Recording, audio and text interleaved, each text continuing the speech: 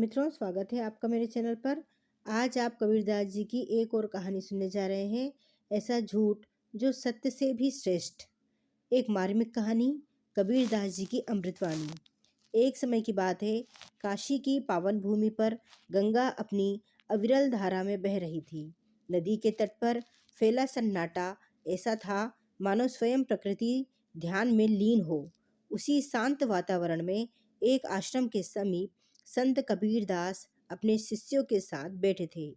उनके हाथ में सूत था, पर उनका मन सृष्टि के गूढ़ रहस्यों में डूबा हुआ था। एक शिष्य बहुत देर से चुप बैठा था। उसके चेहरे पर प्रश्नों की रेखाएं स्पष्ट थीं। अंततः उसने साहस करके पूछा, गुरुदेव, आप कहते हैं साँच बराबर तप नहीं, झूठ बराबर पाप। पर मेरे मन में एक शंका है, क्या हर परिस्थिति में सत्य ही धर्म होता है, और क्या हर झूठ अधर्म? कबीरदास ने सूत काटना रोक दिया। उन्होंने शिष्य की ओर गहरी दृष्टि से देखा, मानो उसके मन को पढ़ रहे हों। फिर मंद स्वर में बोले, बेटा, सत्य और झूठ को शब्दों में मत बांधो। इनके भीतर जो भाव छिपा है वही धर्म और अधर्म को जन्म देता है। आज मैं तुम्हें एक कथा सुनाता हूँ। यह कथा तुम्हें बताएगी कि कभी कभी झूठ भी सत्य से श्रेष्ठ हो जाता है। शिष्य और अधिक सावधान होकर बैठ गया। कबीरदास ने कथा आरंभ की।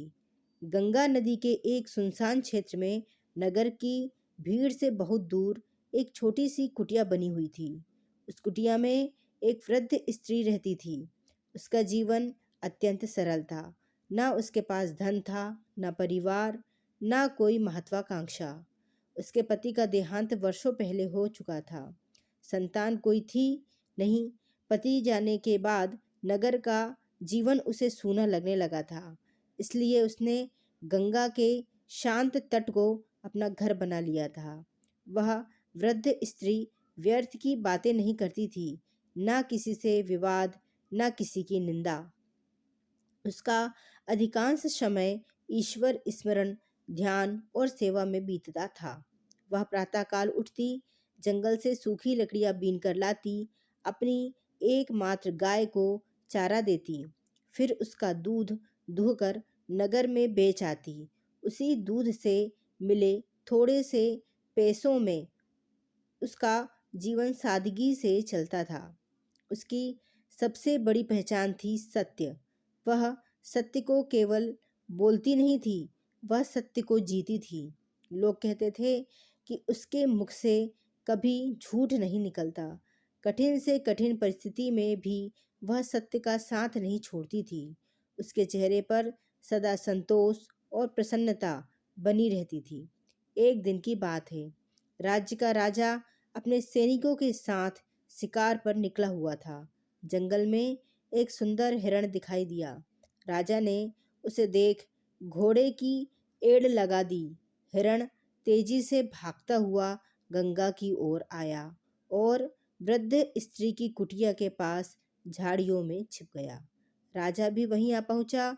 उसने देखा कि कुटिया के सामने एक वृद्ध स्त्री शांत भाव से बैठी है, आंखें बंद किए ईश्वर का स्मरण कर रही है।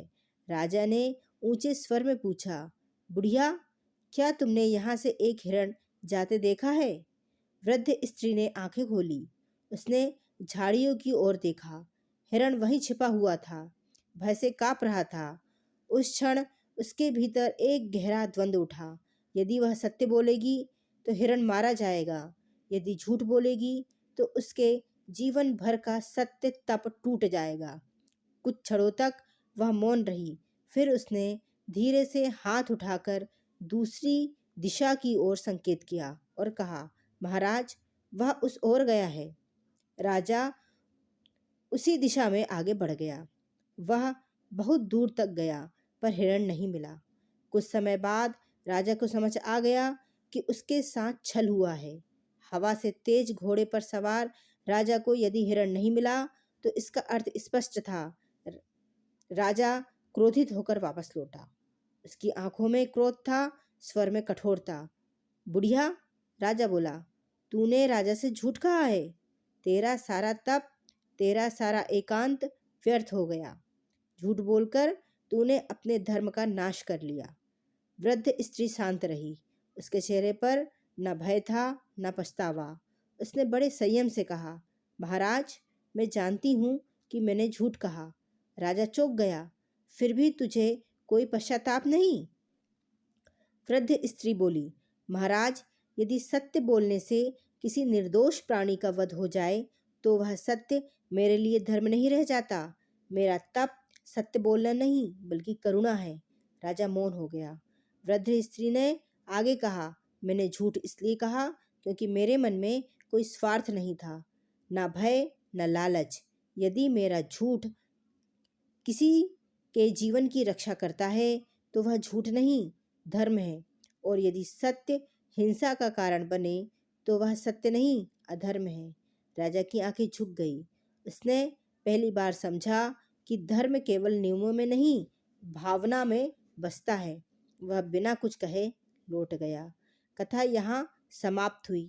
कबीरदास ने शिष्य की ओर देखा और बोले, बेटा, अब बताओ, क्या उस वृद्ध स्त्री का झूठ पाप था? शिष्य की आंखों में आंसू बहने लगे।